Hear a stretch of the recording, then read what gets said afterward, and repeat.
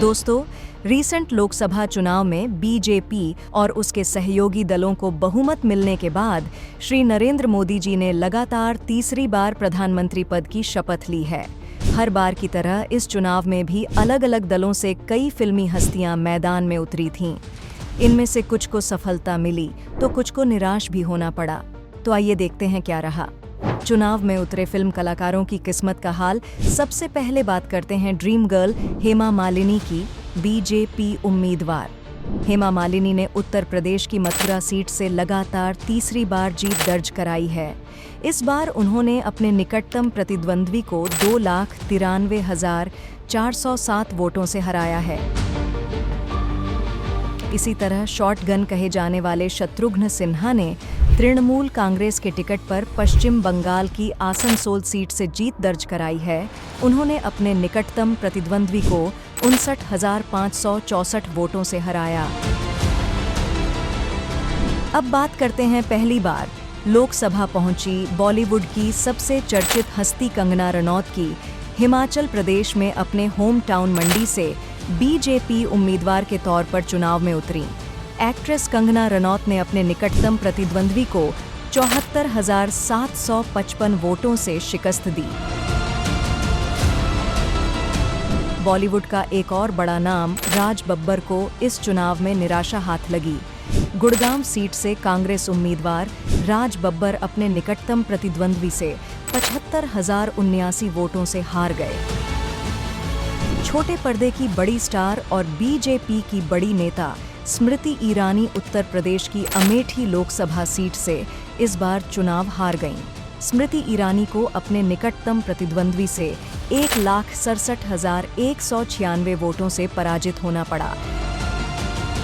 Serial Ramayan से घर घर में पहचान बनाने वाले फिल्म और TV actor Arun Govil BJP प्रत्याशी के तौर पर उत्तर प्रदेश की मेरठ सीट से जीत दर्ज कराने में कामयाब रहे। अरुण गोविल ने अपने निकटतम प्रतिद्वंद्वी को 10,585 वोटों से पराजित किया। हिंदी और भोजपुरी फिल्मों के चर्चित एक्टर और बीजेपी नेता रवि किशन उत्तर प्रदेश की गोरखपुर सीट पर दोबारा चुने गए।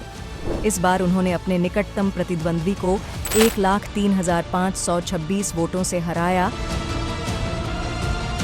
नॉर्थ ईस्ट दिल्ली से चुनाव लड़े बीजेपी नेता और भोजपुरी फिल्मों के सुपरस्टार मनोज तिवारी ने अपने निकटतम प्रतिद्वंद्वी को 1,38,778 वोटों से पराजित किया। मनोज तिवारी इस सीट से लगातार तीसरी बार जीते हैं। हालांकि भोजपुरी के एक और बड़े कलाकार दिनेश लाल निरहुआ के हाथ इस बार असफलता आई है। उत्तर प्रदेश की आजमगढ़ सीट पर बीजेपी उम्मीदवार निरहुआ अपने निकटतम प्रतिद्वंद्वी से 1,64,035 वोटों से हार गए। वैसे इस बार भोजपुरी फिल्मों के एक और चर्चित कलाकार पवन सिंह भी चुनावी मैदान में उतरे थे, लेकिन उन्हें हार का सामना करना पड़ा। दरअसल बीजेपी उन्हें आसनसोल से लड़ाना चाहती थी, लेकिन पवन ने बिहार की काराकाट सीट से निर्दलीय प्रत्याशी के तौर पर चुनाव लड़ा और वोटों की संख्या के आधार पर वे 5वें स्थान पर रहे। इसी तरह इस बार चुनाव में गायक हंस राज हंस भी असफल रहे। बीजेपी के टिकट पर पंजाब के फरीदकोट से चुनाव लड़ने वाले हंस राज हंस 5वें स्थान पर रहे। पश्चिम बंगाल की हुगली सीट पर बांग्ला फिल्मों की 2 हीरोइनें रचना बनर्जी और लॉकेट चटर्जी आमने सामने थीं। यहां तृणमूल कांग्रेस उम्मीदवार रचना बनर्जी ने लॉकेट चटर्जी को 76,853 वोटों से हरा दिया। साउथ इंडिया फिल्म इंडस्ट्री से इस बार केरल की त्रिशूर से बीजेपी के टिकट पर चुनाव जीतने वाले सुरेश गोपी इन दिनों काफी चर्चा में हैं। सुरेश गोपी अपने निकटतम प्रतिद्वंद्वी को 74,686 वोटों से हराकर केरल में बीजेपी के इकलौते सांसद बन गए हैं। लोकसभा चुनावों के साथ ही इस बार आंध्र प्रदेश विधानसभा के चुनाव भी संपन्न हुए हैं। इन चुनावों में तेलुगु एक्टर पवन कल्याण की जनसेना पार्टी ने बेहतरीन प्रदर्शन किया है। पवन खुद तो 70,354 वोट पाकर पिठापुरम निर्वाचन क्षेत्र से विधायक बने ही हैं। लोकसभा चुनाव में भी उनकी पार्टी का प्रदर्शन शानदार रहा है। खैर, जीतने वाले सभी कलाकारों को फिल्म सिटी की ओर से बधाई और इस बार असफल रहे कलाकारों भविष्य के मुकाबलों के लिए शुभकामनाएं। वीडियो पसंद आया हो तो हमें लाइक, सब्सक्राइब और शेयर ज़रूर करें।